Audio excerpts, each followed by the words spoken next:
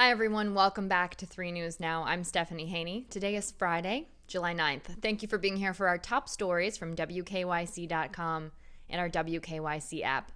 Start off with an update on the water conditions today. If you're thinking about swimming in a couple of our beaches, you might want to think again. And by think again, probably don't do that because the water quality at Lake Erie beaches today expected to be poor. The predicted water quality at both Edgewater Beach and Villa Angela Beach is both poor. That's according to the Northeast Ohio Regional Sewer District. That's because E. coli concentration in the water is expected to be high at both of those locations, and that, of course, presents a hazard to swimmers, people getting in the water if you're going to be ingesting any of that water. Now, NEORSD updates the water quality predictions daily. You can find those by following their Twitter account at NEORSD Beaches, or we have the site linked at WKYC.com.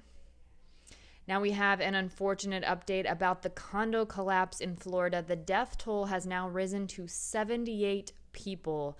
The mayor in the area called it heartbreaking and staggering as recovery workers have been working now for 16 days to find people in the rubble. Another 62 people remain unaccounted for after the collapse. No one has been found alive since the first hours after the building fell, and that was back on June 24th, again, 16 days ago.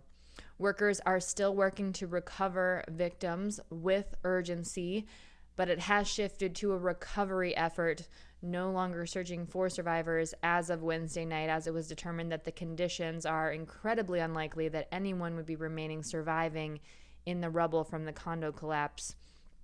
The actual word from authorities was there was, quote, no chance of life. This is at the Champlain Towers South condo building in Surfside. We do know that state and local officials have promised financial assistance to families of victims, as well as residents of the buildings who lost all of their possessions but did survive, and authorities are investigating what happened that led to the collapse. They're launching a grand jury investigation into that collapse. At least 6 lawsuits have already been filed by families. Now, if you drive a GM, listen up to this because there is a side airbag recall in Chevy and GMC pickup trucks. General Motors is recalling more than 400,000 pickup trucks in the U.S. because the side airbags can explode without warning and spew parts into the cabin.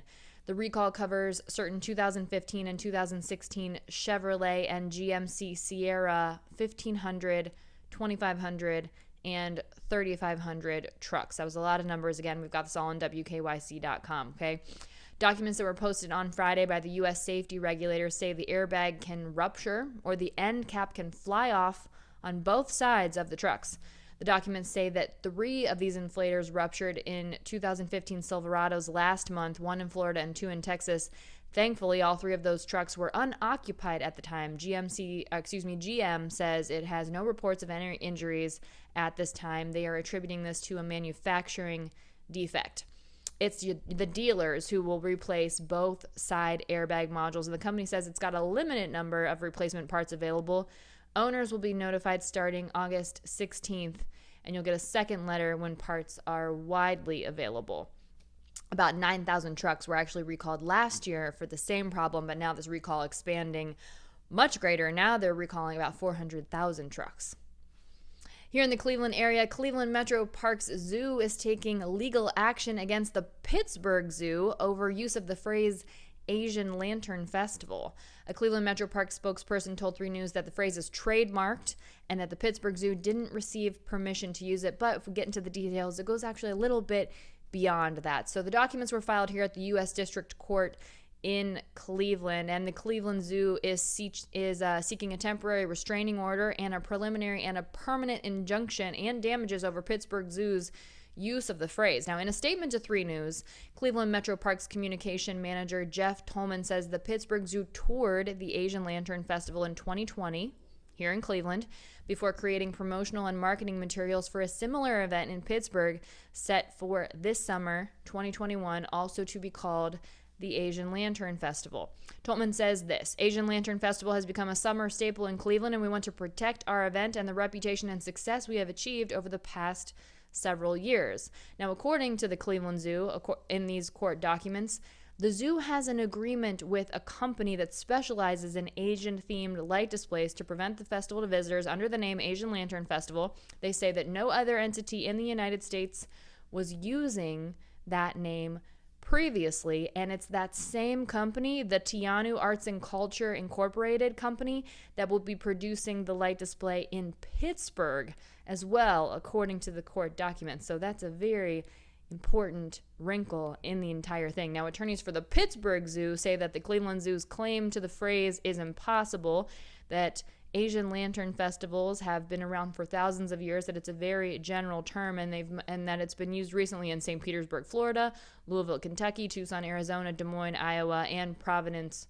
Rhode Island. Now, complicating matters even more, the Cleveland Metro Park Zoo and the Pittsburgh Zoo's Asian Lantern festivals are set to run at the same time. The Cleveland Zoo says that's confusing for people to have them so close in proximity, especially happening at the same time. Now, there's a hearing for this scheduled on Thursday, July 15th. That'll be at 2 p.m. We'll keep you updated as developments come in.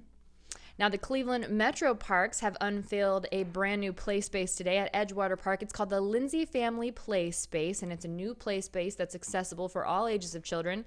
It's located in the upper Edgewater area by the picnic shelter, and it's got boulders, water, sand, climbing structures, shaded areas. It's quite the nice space. It's the largest of its kind in Cleveland Metro Parks. It was made possible through a generous gift by Brett and Teresa Lindsay and the support of additional donors. Here's what Brett Lindsay says. He says that Cleveland is their home, and their family has been blessed to have successful businesses here that drive a responsibility to give back. He says, our hope is that the park brings joy to families when they come visit Edgewater Park. It's been very busy a couple of weeks for Cleveland Metro Parks. They have also recently opened the Windy Park Bridge and Whiskey Island Trail, Brighton Park, and the Red Line Greenway Bike and Pedestrian Trail. So now there is one more thing added to that, which opened this afternoon again at Edgewater Park. And if you are a spelling enthusiast, you may have been following the Scripps National Spelling Bee. Well, the winner last night was 14-year-old Zaila Avant-Garde, and spelling is just a side hobby for her. By the way, she holds 3 Guinness World Records for dribbling multiple balls simultaneously. Basketballs we're talking about. She's a basketball prodigy, and she really hopes to play in the WNBA one day, but she routinely practices spelling, her side hobby, for 7 hours a day. That's quite the hobby. So when she won on the word Mariah, she jumped around and twirled with excitement. And if you're wondering what Mariah is, it's a genus of tropical Asiatic and Australian trees. It is a particular type of tree. Zaila, when she won, she had a little bit of fun with it. She referenced Bill Murray and asked if the comedian was present anywhere in the word when she was asking for the origin and the use of the word in a sentence and all of those things that you ask for in a spelling bee. So Zaila also has a great sense of humor, and she is the first African-American winner in the Scripps National Spelling Bee's 96-year history. Congratulations to Zaila. Very well deserved. And before we let you go here, we're talking about fast food places or just food service places in general. And Chick-Fil-A has been named the top fast food place for the 7th year in a row, according to the American Customer Satisfaction Index.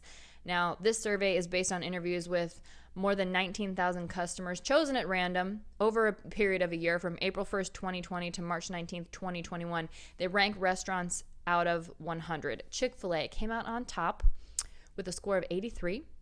It beat out full-service restaurants Longhorn Steakhouse, Olive Garden, and Texas Roadhouse. Now, they had a three-way tie for second with 80 points. Now, if you're looking at just fast food restaurants, though, here are the top 5 fast food restaurants. They're considered limited service restaurants. Chick-fil-A, number 1. Domino's, number 2. KFC, number 3. Starbucks, number 4. And Five Guys at number 5. And of all of the fast food places, which fall under the limited service category, McDonald's ranked the worst. It had a score of 70. Now, I don't know about all of the things that are indexed in this survey, but I will tell you that I particularly very much enjoy extra crispy hash browns from McDonald's with a large half-sweet, half-unsweet iced tea, light ice, if possible. I really enjoy treating myself to that. That's like a weekly thing for me, but the hash browns have to be extra crispy because if they're not well done, it's just not the same. I was asking our What's New family what their favorite place is on our What's New Facebook page. So if you're not a member yet, join us. Just search for 3 What's New on Facebook.